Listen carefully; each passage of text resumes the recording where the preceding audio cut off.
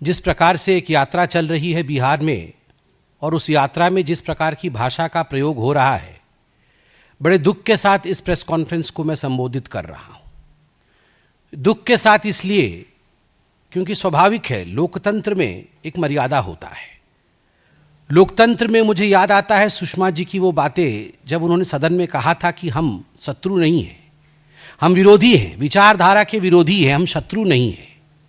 और किस प्रकार की भाषा का प्रयोग हमारे नेता करते रहे हैं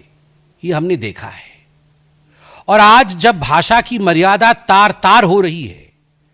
आज जब माननीय प्रधानमंत्री जी और प्रधानमंत्री जी की 100 वर्ष की मां जो आज हमारे बीच में नहीं है, जिनका लगभग 100 वर्ष की आयु में स्वर्गारोहण हुआ, उनके ऊपर जिस प्रकार की कटुता, जिस प्रकार की अश्लीलता और जिस प्रकार की भाषा का प्रयोग किया गया है, मुझे लगता है शर्मसार आज उस पार्टी को होना चाहिए जो पार्टी कभी अपने आप को भारत में स्वतंत्रता संग्राम से जोड़ती थी। वह पार्टी जो अपने आप को स्वतंत्रता संग्राम से जोड़ती थी वो गांधी जी की पार्टी थी।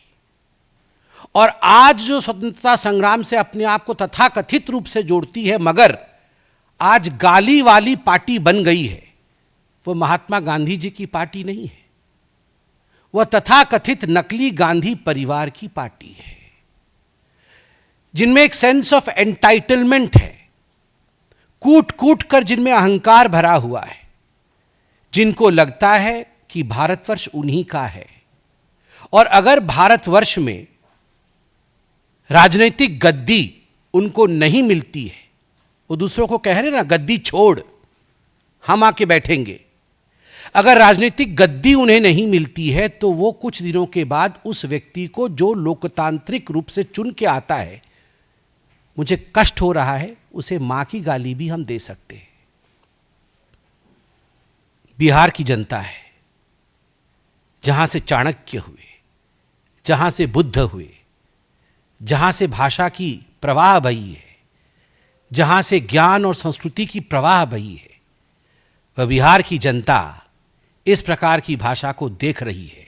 उसे परख रही है और उसका जवाब भी देगी।